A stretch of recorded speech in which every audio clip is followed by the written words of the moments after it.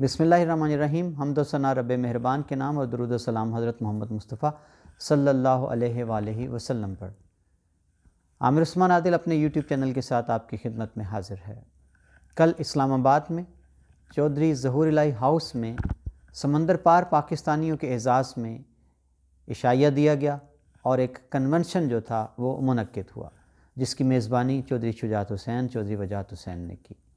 اس موقع پر گجرات کی سیاست کا ایک بڑا نام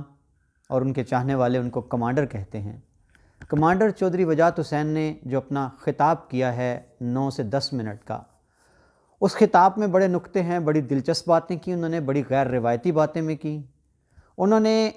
تاریخ بھی بتائی کہ تحصیل گجرات کے باسی کس طرح سے سمندر پار پہنچے تھے، کیسے ان کی تاریخ کیا تھی، اور پھر انہوں نے ان کے کلچر کا ذکر بھی کیا کہ یہ کتنے مہربان ہیں سمندر پار پاکستانی، خاص طور پر گجرات والے، کہ جب کوئی لیڈر وہاں پہ جاتا ہے تو یہ اس کی جیبوں میں لفافے کیسے ڈالتے ہیں. اور پھر انہوں نے ذکر کیا کہ کچھ سیاستدان جو ہیں بڑے، وہ گجرات اور سرائے عالمگیر، کھاریاں، کوٹلہ کا چکر لگاتے ہوئے جب انہوں نے دیکھا تو ان کو حیرت کیوں ہوئی کہ ان کی ادھر تو کوئی رشتہ داریاں بھی نہیں ہیں. یہ بھی بڑی دلچسپ بات انہوں نے کی اپنی تقریر میں. اور اس کے ساتھ ساتھ انہوں نے آئندہ کا لائحہ عمل بھی بتایا اور سمندر پار پاکستانیوں کو انہوں نے خراج تحسین بھی پیش کیا کہ کس طرح سے وہ مشکلوں میں جاتے ہیں پردیس اور پاکستان کو کثیر زر مبادلہ بھیجتے ہیں. انہوں نے یہ بھی بتایا کہ انہوں نے گجرات کا نام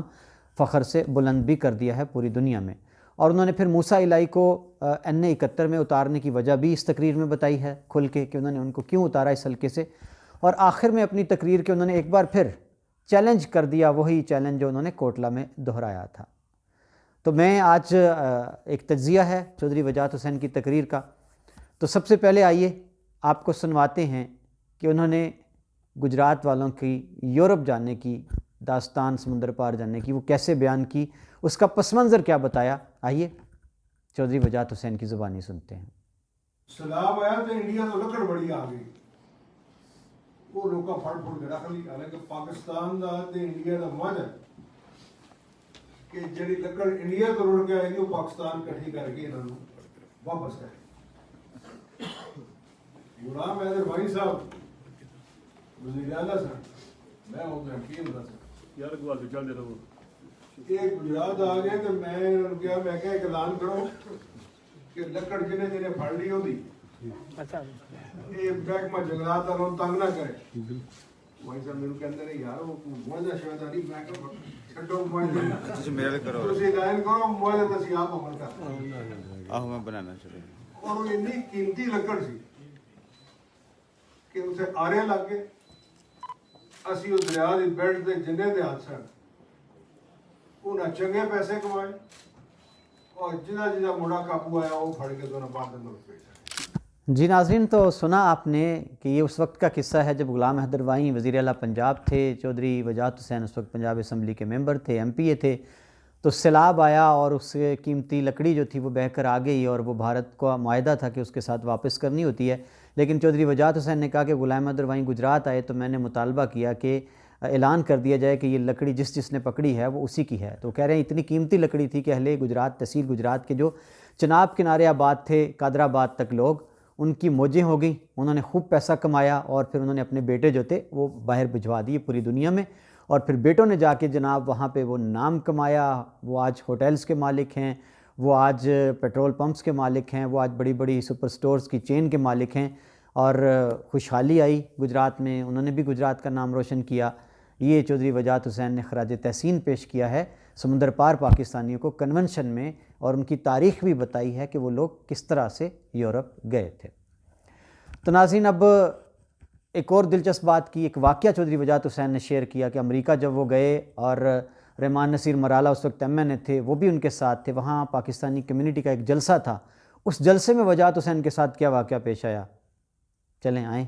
آپ خود وجاہت حسین صاحب کی زبانی سن لیجئے. رحمان صاحب کے نال سن اسی گئے تھے امریکہ پہنچ گئے. اتنے ایک ساڑا پاکستانی فنکشن سی، ایک بندے نے میری جیب میں نا $10,000 کا ایک لفافہ پا میں کہے کہ انہوں نے کہا جی تسی آئے ہوئے تھے اپنا شاپنگ شوپنگ وہ انجی روایت ہے جڑا لیڈر جاتا ہے نا تو دیکھو پاگل لے بھائی میں چپ کر کے میں کہ خیر ہے پر جس میں تقریر کرنے لگا اپنی تقریر ہی جاتے میں کہ اسی لفافے لین والے نہیں اسی دین والے زندہ آباد۔ جی تو ناظرین آپ نے سنا چودھری وجاہت حسین نے بتایا کہ جلسے سے پہلے ایک شخص نے ان کی جیب میں $10,000 کا ایک لفافہ ڈال دیا اور پوچھنے پر پتہ چلا کہ یہ یہاں کی روایت ہے، کلچر ہے کہ جو بھی لیڈر آتا ہے اس کو شاپنگ کے لیے پیسے سمندر پار پاکستانی دیتے ہیں، مہمان نوازی کرتے ہیں، محبت کا مظاہرہ کرتے ہیں، اور پھر وہ کہتے ہیں کہ میں تقریر کے لیے کھڑا ہوا تو میں نے تقریر کے دوران کہا کہ یہ لفافہ میری جیب سے نکال لیجیے، ہم لفافے دینے والے ہیں، لینے والے نہیں ہیں۔ اور بڑا خوبصورت انہوں نے حل بتا دیا جی سمندر پار پاکستانیوں کو کہ آپ اگر ہم سے اظہار محبت کرنا ہی چاہتے ہیں تو لفافے کی صورت نہیں، آپ الیکشن میں جب ہمارے الیکشن ہوتے ہیں تو جلسے کروانا، ہمارے جلسے میں مدعو جو لوگ ہوتے ہیں ان کو کھانے دینا، یہ سارے انتظامات آپ کر لیجئے۔ تو انہوں نے لگی لپٹی رکھے بغیر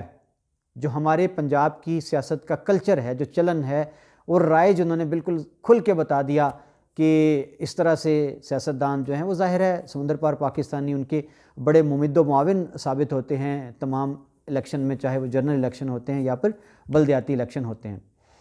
تو ناظرین یہاں آگے چل کر چودھری وجاہت حسین نے بڑی دلچسپ ایک اور بات مزیدار کر دی، جہاں انہوں نے ذکر کیا کہ گجرات والے لفافے دیتے ہیں سمندر پار پاکستانی اوورسیز، اور انہوں نے یہ بھی پھر ایک واقعہ بتایا جی کہ گجرات میں پچھلے دنوں کون کون سی ڈپٹی اسپیکر اور بڑے عہدے جو تھے وہ پھرتے رہے، اور انہوں نے پھر گجرات آ کے کیا کیا۔ ڈپٹی اسپیکر ایک بار میں بھی لتا رہا ہے وہ کسی گجرات دے کسی بندے شادی ہوتی ہے پہنچے ہوتے ہیں گجرات میں کہ یار انہوں نے کی رشتہ ہے، یہ کدی کوئی سہیل مغیر جاتا ہے، کدی کوئی کھاریاں جاتا ہے، فرنٹیئر دے وہ جڑے ہیں پھر ایک دو تو لڑو ٹور پہ میرے بات سمجھ آئی کہ وہ لفافے والے تھے۔ جی ناظرین آپ نے سنا چودھری وجاہت حسین نے کہا کہ کس طرح ایک ڈپٹی اسپیکر اور دیگر بڑے بڑے رہنما جو تھے اسلام آباد لاہور سے، ان کو انہوں نے دیکھا کہ کبھی وہ سرائے عالمگیر ہیں، کبھی وہ کھاریاں ہیں، کبھی وہ گجرات میں ہیں، تو ان کو حیرت ہوئی کہ ان کی نہ تو یہاں پر کوئی رشتہ داریاں ہیں، یہ یہاں کیا لے رہے ہیں۔ تو پھر پتہ چلا کہ لفافیاں دے چکر وچ نے کہ یہ بھی لفافے لینے والے ہیں، اور یہاں انہوں نے دوبارہ خراج تحسین پیش کیا سمندر پار پاکستانیوں کو، خاص طور پر گجرات والوں کو، کہ یہ لفافے دیتے رہتے ہیں اور اس لیے بھاگے بھاگے ان کے پیچھے مارے مارے پھرتے ہیں تمام بڑے وزیر، مشیر، سیاستدان، اور یہ کبھی ان کو کوئی جوتے لے دیے، کپڑے لے دیے، جب وہ یورپ جاتے ہیں شاپنگ کروا دی، تو انہوں نے ایک اور جو سچ تھا وہ بالکل لگی لپٹی رکھے بغیر بیان کر دیا۔ آگے چل کر ناظرین اپنے خطاب میں چودھری وجاہت حسین نے سمندر پار پاکستانیوں کی اہمیت کا ذکر کیا، ان کو خراج تحسین پیش کرنے کے بعد کہا کہ اب جو آئندہ الیکشن ہوگا ہمارا جرنل اور بلدیاتی، اس میں ہم آپ کے مشورے سے امیدوار سامنے لائیں گے، اور یہاں انہوں نے کہا کہ موسیٰ الہی کو بھی ہم نے آپ کی مشاورت سے ہی میدان عمل میں اتارا ہے، اور یہاں ایک اور دلچسپ بات انہوں نے کی اور وجہ بتا دی کہ موسیٰ الہی کو کیوں اتارا الیکشن میں۔ آئیے چودھری وجاہت حسین کی زبانی یہ آج اس راز سے پردہ اٹھتا ہے کہ آخر N71 کا انتخاب ہی موسیٰ الہی کے لیے چودھری وجاہت حسین نے کیوں کیا۔ مگر جس وقت میں ادھر دے حالات ویکھدا سا، لوگوں نے گلاں سندا سا کہ جی تہاڈے والد صاحب دا حلقہ سی، اس تو بعد تجمل صاحب اتوں الیکشن لڑتے رہے، مبشر الیکشن لڑتا رہا، ہن تساں سانوں چھڑ چھڑے ہے، ساڈی بات نہیں لیندے، اور پھر اپنی فیملی میں نگاہ ماری تو میں کیا لیا بھائی بندہ لب گیا، اور میں سمجھنا کہ اس حلقے واسطے موسیٰ ہی فٹ سی الیکشن لڑنے واسطے۔ اور سارے ٹبر کوئی بندہ جڑا ہے نا